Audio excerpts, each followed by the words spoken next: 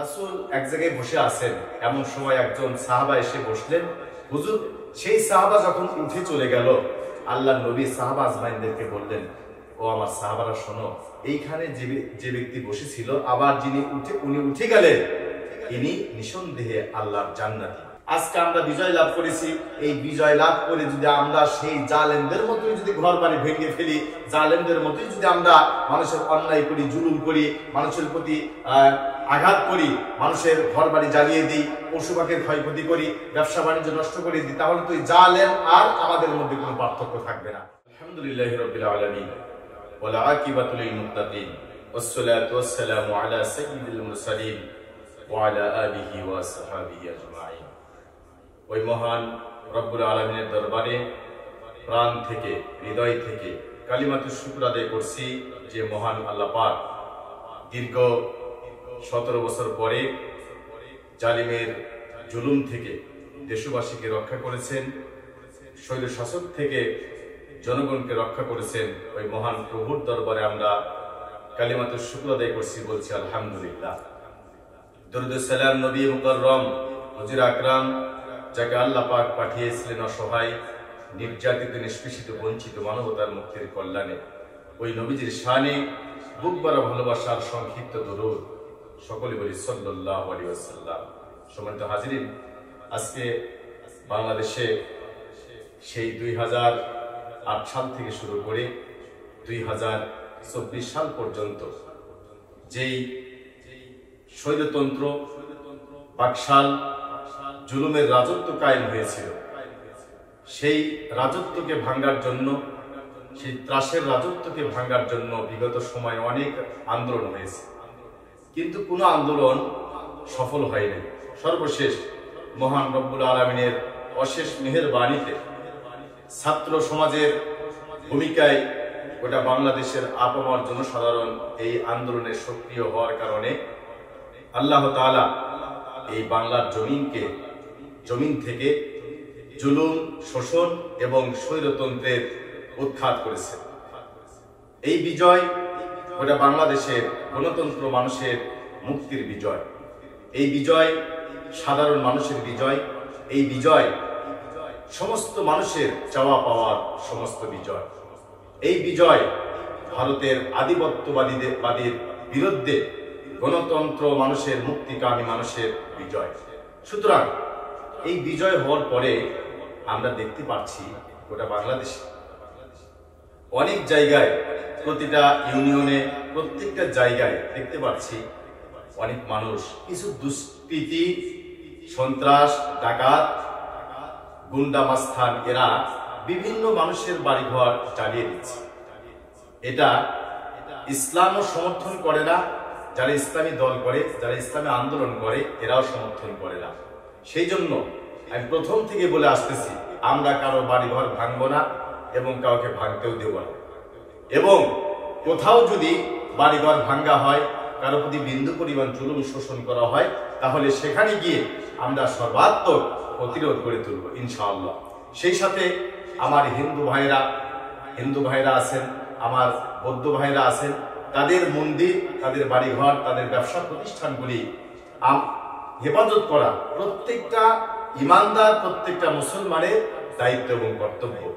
রাসূল পাক সাল্লাল্লাহু আলাইহি সাল্লামের একটা হাদিস মনে পড়ে গেল আমার বন্ধুগণ। রাসূল এক জায়গায় বসে আছেন, এমন সময় একজন সাহাবা এসে বসলেন। হুজুর, সেই সাহাবা যখন উঠে চলে গেল, আল্লাহর নবী সাহাবা আজমাইনদেরকে বললেন, ও আমার সাহাবারা শোনো, এইখানে যে ব্যক্তি বসেছিল আবার উনি উঠে গেলেন, ইনি নিঃসন্দেহে আল্লাহর জান্নাতি। জোরে বলেন সুবহানাল্লাহ। সেই ব্যক্তি আবার পরের দিন এসে রাসূলের সামনে বসলেন, তিনি আবার চলে গেলেন। রাসূল বললেন, এই জায়গায় যে ব্যক্তি বসেছিল সেই ব্যক্তি জান্নাতি। আল্লাহর নবীর সাহাবা, তিনি একজন সাহাবা, সেই সাহাবাকে অনুসরণ করতে করতে তার বাড়ি পর্যন্ত চলে গেলেন। দেখি ওই ব্যক্তির, ওই সাহাবার কি এমন আমল আছে যে আমলের কারণে আল্লাহ নবী পরপর 2 দিন ওই সাহাবাকে জান্নাতি হওয়ার সার্টিফিকেট দিয়ে দিলেন। সেই ব্যক্তির আসলে মূল আমলটা কি? আল্লাহ নবীর এই সাহাবা সেই বাড়িতে গেলেন, রাতের বেলায় বললেন, ওগো আল্লাহর বান্দা, আমি এসেছি অনেক দূর থেকে আপনার বাড়িতে একটু আজকের রাতটা আমি থাকতে চাই। আল্লাহর বান্দা আল্লাহ নবীর সাহাবা বলেন, হ্যাঁ হ্যাঁ অবশ্যই আপনি থাকবেন, আমার ঘরে থাকেন। আল্লাহ নবীর সাহাবাকে আপ্যায়ন করা হলো, খানা পিনা করে তিনি সেই রাত্রে ওনার বাসায় শয়ন করলেন। উনি শয়ন করার উদ্দেশ্য ছিল, তার বাড়িতে যাওয়ার উদ্দেশ্য ছিল হলো যে এই ব্যক্তি কি এমন আমল করে যে আমলের কারণে আল্লাহ নবী পরপর 2 দিন তার জান্নাতের কথা, জান্নাতের সার্টিফিকেট দিলেন। আল্লাহ নবীর এই সাহাবা তিনি দেখতে পেলেন যে আসলে উল্লেখযোগ্য তার মধ্যে কোনো আমলই নাই। আমরা যেভাবে নামাজ পড়ি, যেইভাবে আমরা খানা পিনা করি, যেইভাবে কোরআন তেলাওয়াত করি, এই ব্যক্তির মধ্যে অন্য কোনো আমল, অন্য কোনো স্পেশাল কোনো আমল তার মধ্যে পাই নাই। তিনি পরের দিন চলে আসবেন এমন সময় বললেন, আল্লাহর বান্দা আমি আপনার বাড়িতে আসলে মুসাফির হয়ে আসি নাই, আপনাকে পরীক্ষা করার জন্য, আপনাকে নিরীক্ষা করার জন্য আমি এখানে এসেছিলাম। আল্লাহ নবী আপনার সম্পর্কে 2 দিন বলেছে যে আপনি জান্নাতি।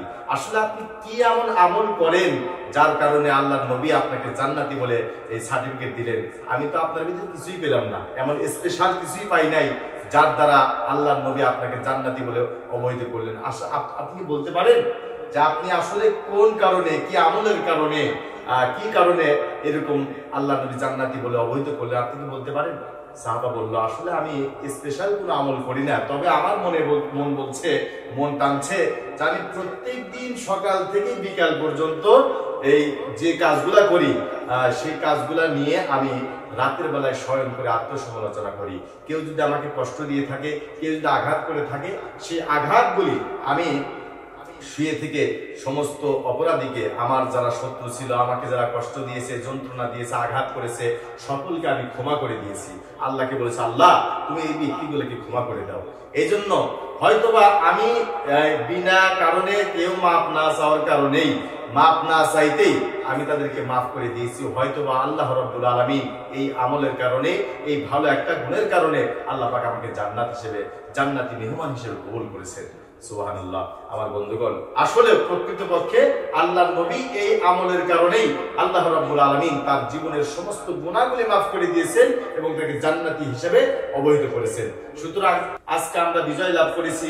এই বিজয় লাভ করে যদি আমরা সেই জালেমদের মতোই যদি ঘর বাড়ি ভেঙে ফেলি, জালেমদের মতোই যদি আমরা মানুষের অন্যায় করি, জুলুম করি, মানুষের প্রতি আঘাত করি, মানুষের ঘর বাড়ি জ্বালিয়ে দিই, পশু পাখির ক্ষয়ক্ষতি করি, ব্যবসা বাণিজ্য নষ্ট করে দিই, তাহলে তো জালেম আর আমাদের মধ্যে কোনো পার্থক্য থাকবে না। সুতরাং আমি এই দেশবাসী এবং সকল ভাইদেরকে উদাত্ত আহ্বান জানাই, যারা দুষ্কৃতি করার জন্য এই সিদ্ধান্ত নিয়েছে, সেই দুষ্কৃতিকারীদেরকে তালিকা করুন, তাদের সেই তালিকা অনুযায়ী আমার দেশের সেনাবাহিনী, আমার দেশের যে প্রশাসন আছে তাদের হাতে ন্যস্ত করুন, যাতে এই বাংলার জমিনে প্রত্যেকটা জায়গায়, প্রত্যেকটা ঘরে, প্রত্যেকটা ওয়ার্ডে, প্রত্যেকটা ইউনিয়নে, প্রত্যেকটা থানায়, প্রত্যেকটা জেলায়, প্রত্যেকটা জায়গায় আমরা যারা আছি, আমরা ইসলামপন্থী যারা আছি, আলেম ওলামা যারা আছি, আমরা প্রত্যেকটা জায়গায় প্রতিরোধ করে তোলার জন্য চেষ্টা করবো ইনশাআল্লাহ। আল্লাহ তাআলা যেন, আমি একটা কথাই বলি যে আমরা নিজেরাও ইসলাম যারা মানি, কোরআন যারা মানি, আল্লাহর দ্বীনকে যারা প্রতিষ্ঠিত করার জন্য আমরা সংগ্রাম করতেছি, আমরা নিজেরা কখনোই কোনোদিন কারো ক্ষতি করব না, এবং কেউ যদি ক্ষতি করতে চায় তাকে ক্ষতি করতে আমরা দেব না ইনশাআল্লাহ। আল্লাহ পাক আমাদের সকলকে এই যে আমরা বিজয় অর্জন করেছি, এই বিজয় যেন আমরা গোটা বাংলাদেশের সর্বসাধারণ মানুষের কাছে পৌঁছে দিতে পারি, সবাই যেন এই স্বাধীনতার সুন্দর সুফল ভোগ করে। আল্লাহ পাক আমাদের সকলকে এই স্বাধীনতার বিষয়টা যেন আমরা ধরে রাখতে পারি। আল্লাহ পাক আমাদের সকলকে তৌফিক দান করেন, সকলে বলে আমিন।